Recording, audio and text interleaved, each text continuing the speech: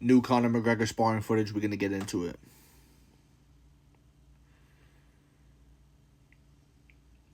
Clearly, his sparring partner is not trying at all. I don't like how he's just standing right in front of the guy in punching distance. He's not even at a distance where the guy couldn't hit him. There was a few times where he extended that jab as a feint jab, where if he really actually committed to the jab by like taking a step forward and leaning into that jab, properly throwing a jab and not just like doing this, he would have hit Conor. He for sure would have hit Conor. Conor wouldn't have gotten out of the way of it. The sparring partner's not even really trying, and it's evident that he's not really trying, and it's just, I promise you Michael Chandler will be trying. I promise you Justin Gaethje will be trying. I promise you fill in the blank will be trying. So what is this for? You know what I'm saying? What is this for? I think this is just to soothe the ego. He's taking it slowly. He's getting his feet wet, so to speak. And the problem here is that everybody else that he could potentially fight is going to try to knock his head off. They're not going to fear him. That's the thing with Conor McGregor is once upon a time he had people beat before they even stepped foot in the octagon, but that aura is no longer there. Conor McGregor is now looked at by his peers in the division and all throughout MMA, he's kind of looked at as a joke, and he's looked at as a has-been, 1 foot in, 1 foot out, kind of way more than 1 foot in. He kind of has both feet out, and and every once in a while he puts 1 foot in. You know what I mean? He's not dedicated to the craft no more. He's not disciplined anymore. He's out there partying on film. On film, he's partying. Like, this isn't alleged stuff. He's drinking alcohol every other chance he gets. He's sat there with Jake Gyllenhaal looking like he's going through withdrawals, alleged other substance abuse issues. It's just, he's a shell of himself. And as someone that's followed him since 2013, as someone that's, followed his career very closely. Like, they have, I don't know if any of you are familiar with Brian Windhorst. He's like the LeBron James expert, right, for the NBA. Like, he's followed LeBron James's career so closely.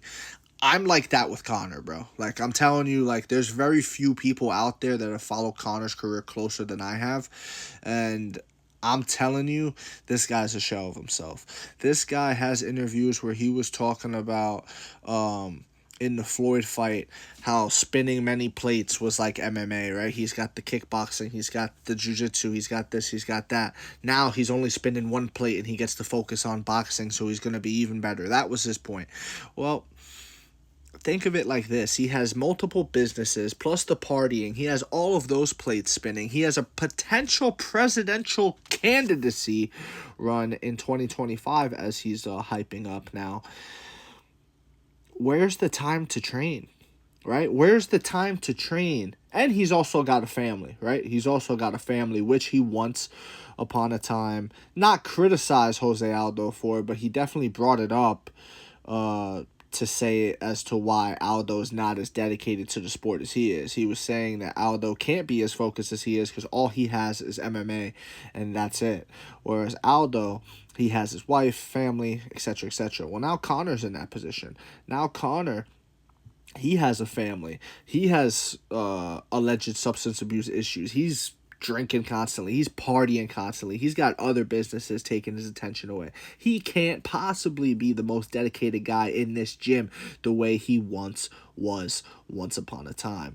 And now you could see it sparring guys that are just there to, boost his ego and make him feel good about himself and make him feel like he still got it, but he don't still got it, bro. I really don't believe so. I really don't believe it. And it sucks. It is what it is.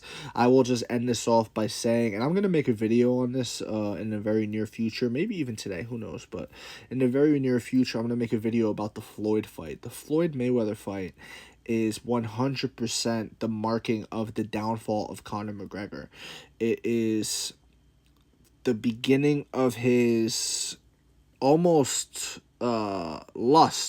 lustful hunger for money, which is just not good. It's never good. The Quran says it's bad. The Bible says it's bad. I believe the Torah as well. The three major religions say it's bad.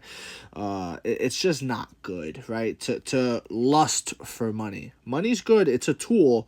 But for money to be your master and for you to do things that compromise yourself, the way Conor did with the Floyd fight, compromise what he does. He's an MMA fighter. He's not a boxer. He compromised himself in order to make big time money, you know, never ends well. And we're seeing how that ends well. And you know what? I'm sure, I know for a fact that Conor would have made a bunch of money in the UFC. Would he have made the same amount of money? No, he wouldn't have.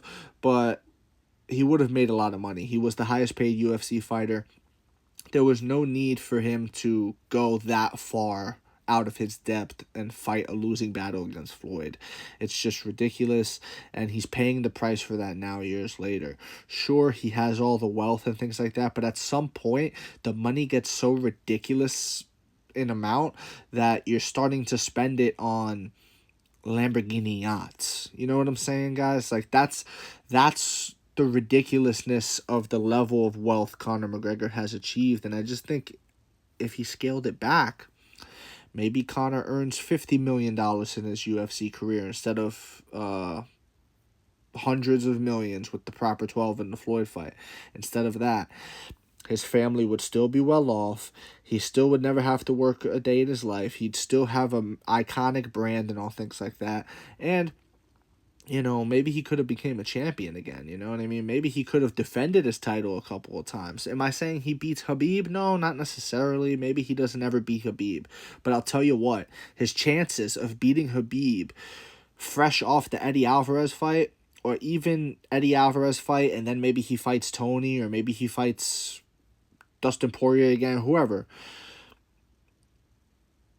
is better than taking 2 years off from the sport, along with coming off of a TKO stoppage loss to Floyd Mayweather, which was ego-shattering. So it's just one of those things. I can go on and on about this topic, but, you know, this ain't the video for that. Got a video coming soon than that.